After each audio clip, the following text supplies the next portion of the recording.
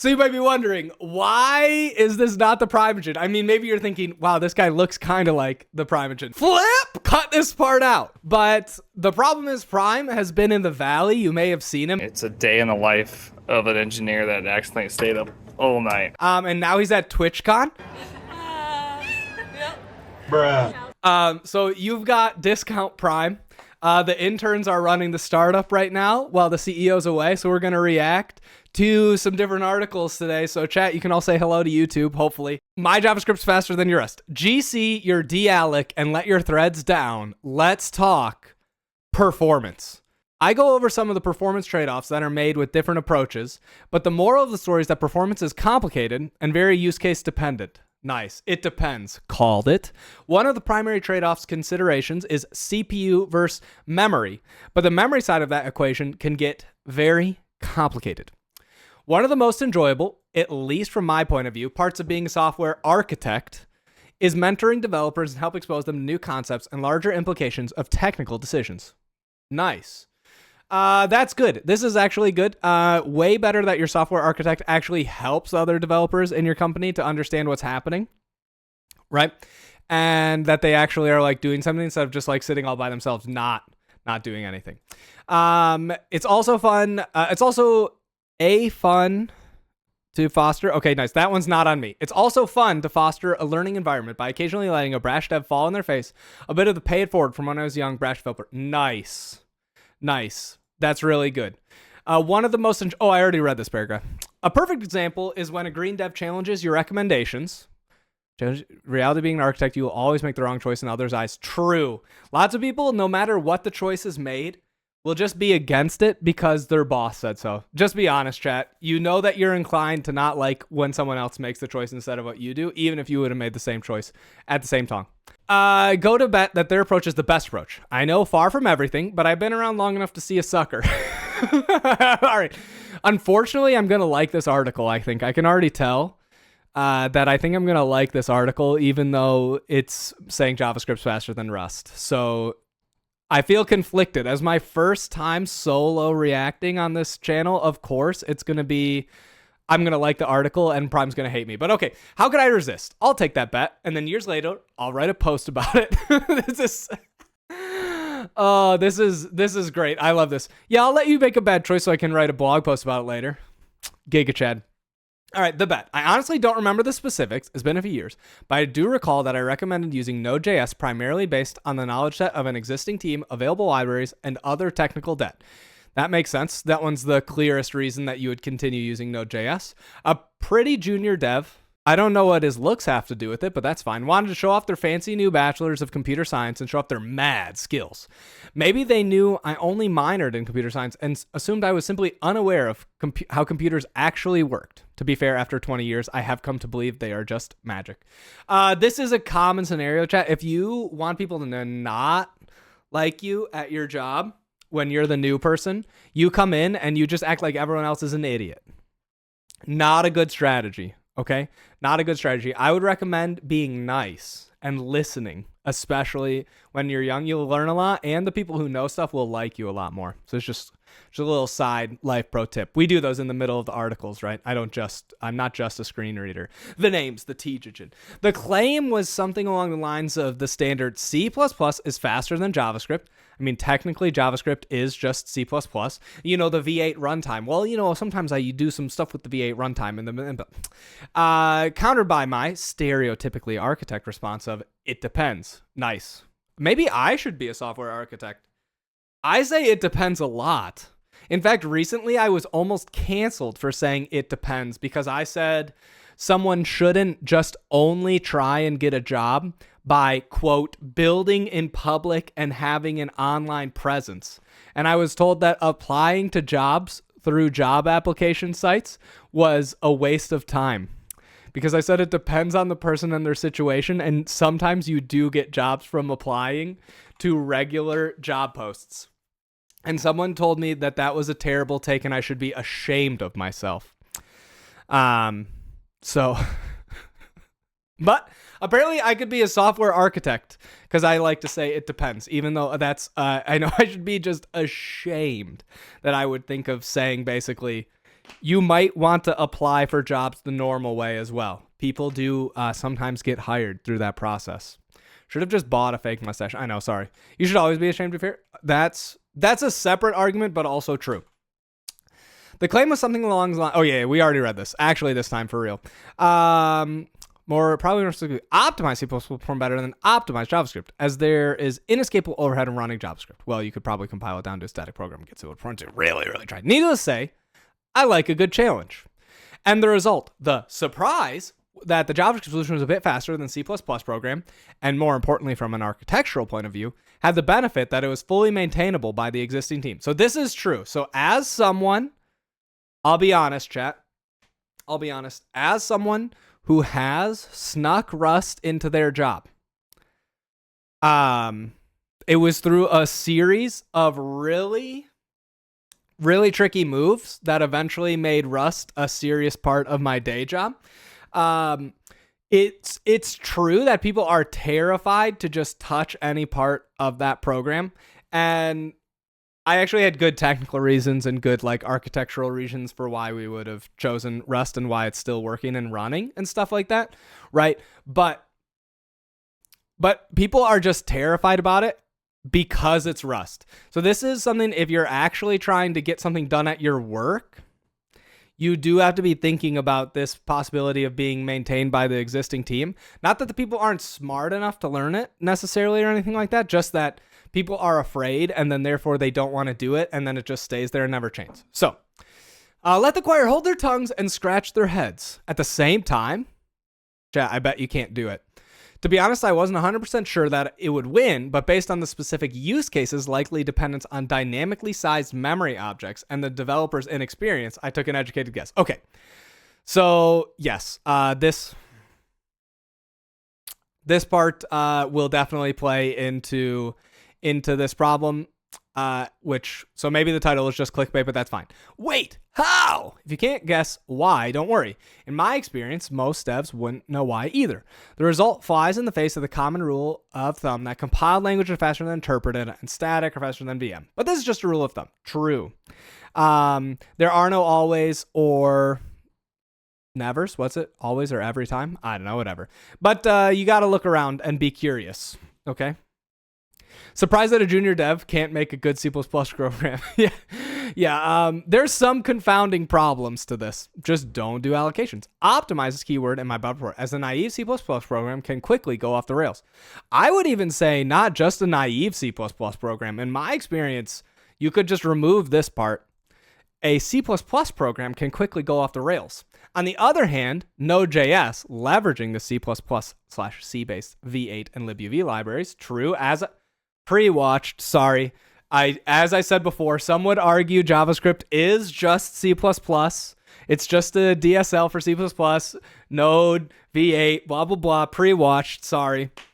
Has made a lot of strides with optimizing dumb JS to run fast, meaning there are, well, it's like no need to be redundant, meaning there are cases where naive JS can beat naive C++, but it's obviously more complicated than that. This is in some ways kind of a tautology, right? In the sense that you can write bad code in all the languages, right? You can always write bad code in all the languages. Some languages make it easier to write bad code. Some languages make it harder to write bad code of some kinds, but you can make at least bad code in the sense of not performant, right? This is literally a problem. Yeah, we're reacting to an article right now. And look at this. We even have chat up here so that you can say, wow, this is literally a Primeagen stream. Where's the meat of the article? We're going to find out, I guess. Nice Primeagen. Never select the first and last. I'm trying to be as authentic as possible. As authentic as possible. Okay, so, the memory. Most developers should be familiar with the ideas of stacks and heaps, but many don't go deeper than the surface level characteristics, like a stack is linear and a heap is a pile of pointers or something like that. So that's true. So they also probably miss that these are just concepts and there are other approaches with multiple implementations. Low-level hardware typically doesn't know what a heap is, as software defines how memory is managed, and the choices made can have massive impacts on the performance characteristics of the final program. Okay, so you don't want to know about this, blah, blah, blah. That's fine. So this is definitely true. I would say most developers don't go deeper than surface level. I would say most developers just never think about memory. right? Like, is that a fair, like, if you're just taking all developers, like most developers probably just don't even think about memory. And when they do, they think about it like completely wrong. Like they're worried about putting stuff inside a list when they have like 10 users. You know what I mean? They're like, oh, we can't use a list and keep that around because we have like 10 users, you know? But that's okay. So agreed. So far agreed, which, as I said before, I'm feeling bad that I'm agreeing with my JavaScript is faster than your Rust. Okay. Technically, so far, it's only been C++, though. Okay, so far, we've only had C++. All right. The cheat, garbage collection. Sure, Node.js solution takes longer to start. It has to load and run the script through its JIT compiler, but once it's loaded, it has a secret edge. It's garbage collected. Okay. I don't think that's a secret. Right, like, I'm not convinced that's a secret feature of Node.js. Everyone's like surprised. They're up, down, A, B, left, right, and they're like, dude, I unlocked the secret garbage collection inside Node.js before I was manually managing my JS memory. In the C++ program, on the other hand, the app routinely created dynamically sized objects in the heat and then deleted them. Oh no, I can't believe Prime's not here. It's literally going to be about reusing memory. This is like Prime's favorite JavaScript trick. It's literally avoid allocations. Avoid allocations is literally his favorite one. Oh, just make an object pool. I just reuse the object. That way I don't free the memory. We don't have to get the C++. You just have them in a circular. Oh my goodness. I'm sorry, Prime. Sorry for reading this one. Too bad, I guess. Next time, don't go to TwitchCon without me. Okay, so they allocate and deallocate the memory heap over and over again. This is generally not fast. True. Memory things are slow, chat. Memory things are slow. Okay. It depends heavily on what algorithm is used in the allocator. Yep, in many cases, dealloc is particularly slow, and sanitized allocs aren't the cheap either. Okay, yeah, so basically, it's not free to get new memory, and if you're manually managing your C++ program, right, if you're thinking about it, then you're going to just be like opening and closing the same memory. You're going to be allocating and deallocating. Malloc stands for memory allocation, right, by the way, Prime. Malloc.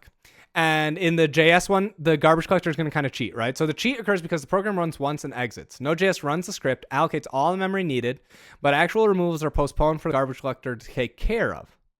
Wait, so what? Is this just some random script? I still don't know what the problem is that they're solving. So they haven't told us any details about the problem, right? Am I missing something? Now, garbage collection is inherently better or worse than other memory management strategies. True, but in the case of this program, it proved beneficial as it actually never ran. So this is not even like a long-running... Wait, what? It's not even like a long-running process or anything? It's just literally like... They just ran a script one time, not even enough to trigger garbage collection, and then they're trying to figure out which one's faster or slower. Why would you even write a C++ thing? Well, okay, so why would you even write C++? But then, like, besides that, why would you write C++ like for this problem? Okay. All right, now I'm getting confused. It does come at a cost. Node.js process uses more memory than C++, and the classic trade of less CPU with more memory, blah, blah, blah. It was a good trade to win the bet. Does this count the whole thing, too? Even Node.js, like, starting up? What is this problem? Because... I don't know.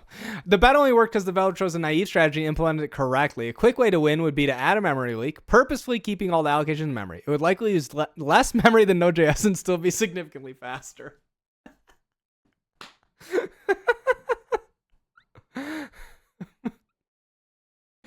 What is this?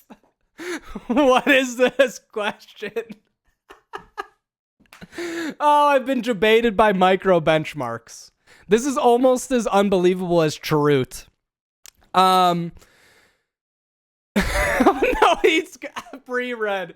This also brings up an issue with benchmarks. Often they use a single metric like ops per seconds. This is JS versus C++, perfect example, blah, blah, blah. Yeah, it turns out you need to know more than what some naive benchmark did, blah, blah, blah. Okay. Modern day, entered Rust. Thank goodness, finally. Rust is one of my go-to languages nowadays. Nice. It's got a lot of great modern features, is fast, has a great memory model, and it generally leads to safe codes and unsafe communities. It has drawbacks for sure. Compile time is still an issue, and it's got some weird semantics here and there. But in general, I highly recommend it. You can have a lot of control over how memory is managed in Rust, but the stack memory follows an ownership model, which creates its trademark safety.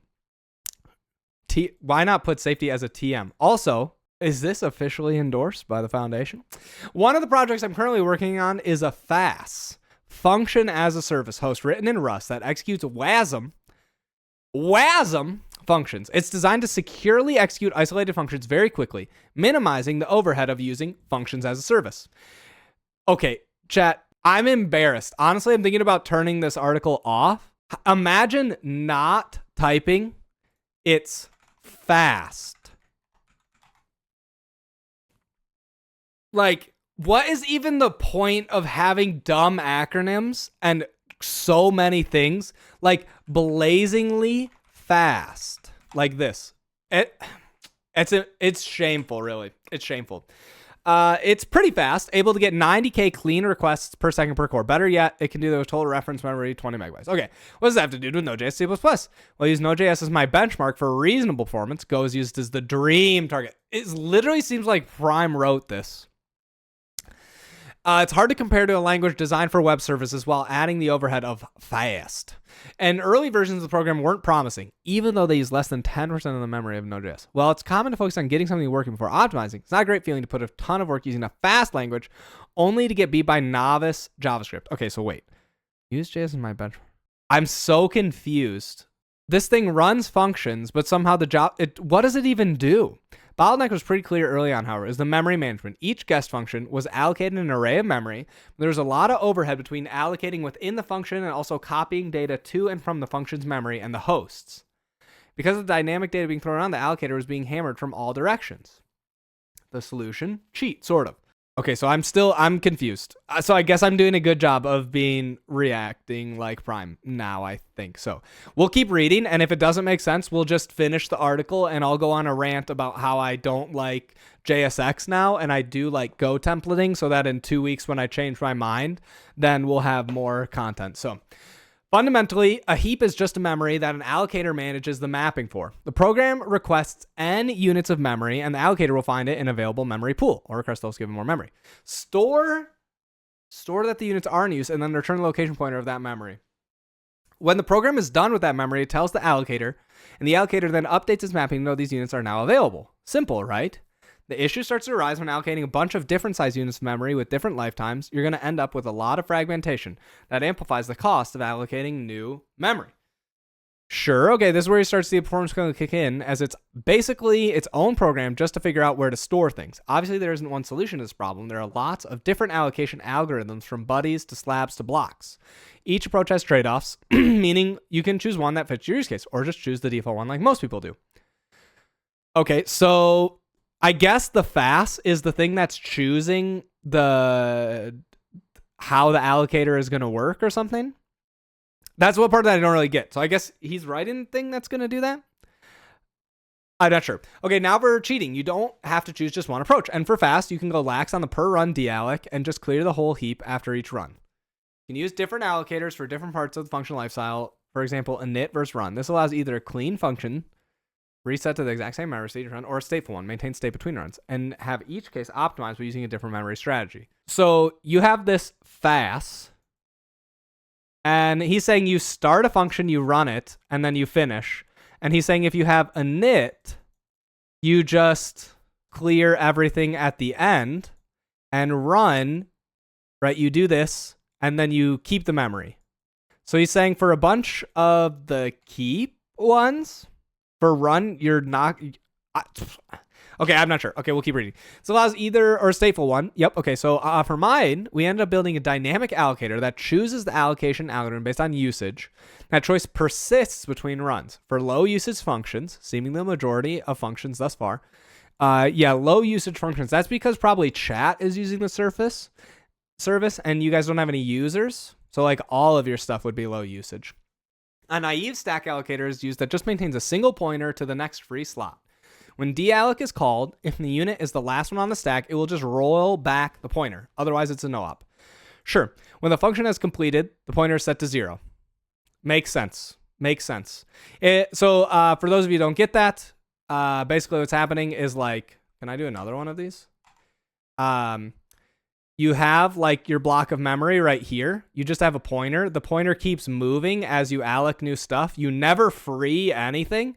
And then when it's done, you just move the pointer back here. So this is just like a linear allocator. There's also another heap used in runtime. That is the host, function shared memory. Same dynamic allocation strategy allows for writing directly the function's memory, bypassing the copy step in early versions. This means that the IO gets directly copied from the kernel to the guest, bypassing the host function. Okay, nice. After optimizations, the Rust function as a service ended up being 7% faster once again. This is embarrassing.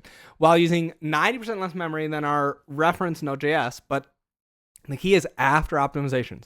The initial implementation was slower. It did require placing some restrictions on the WASM functions to work, though those are transparently applied during compilation with rare incompatibilities. Okay.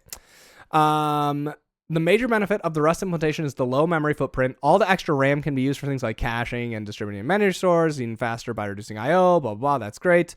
We do have more optimizations slated, but they mostly involve changes to the host layer that have some major security implications. They also aren't directly related to memory management performance, but they do give plenty of fodder for the Rust is faster than NodeCamp. Conclusion, not really sure. Same. All right, I'm still agreeing with this article. Here's a couple of points. Memory management is interesting, and every approach has trade-offs. True, trade-offs are something that you will not find out about on x.com. It's possible to reach huge performance gains by playing with different strategies. Also true. I still use and recommend both Node.js and Rust for different purposes, so no win here either. JavaScript is wonderfully portable and works wonderfully for a bunch of cloud-native scenarios, but Rust is a great choice when performance really matters. Okay? My JavaScript is faster than your Rust. I'm still getting some mixed messages. And whenever I say JavaScript, I actually mean TypeScript. I'm not a savage. True. Although, man, I don't know.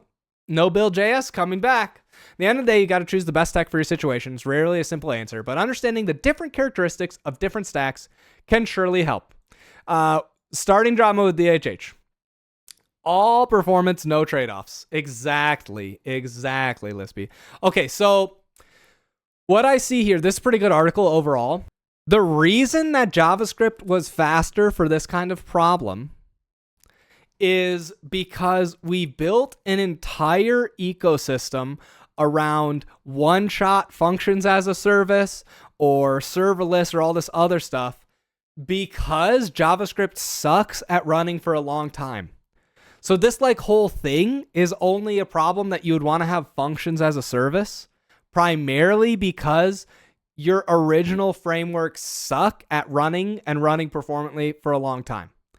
So there you go. So it's like Rust doesn't work that good at this problem because it's a dumb problem to have. There you go. There's my hot take. I gave my best take of what Prime did. Unless it's a good hot take, then it's my idea. Okay? Deeper tone. Yeah, we can do that. Yeah. That's my hot take, guys. Charut. Yeah, I'm just not going to TwitchCon so I can farm Prime viewers. That's true. Talk about how you hate TypeScript. Oh, right. TypeScript's the best. Also, it's bad. The name? The Tejagen.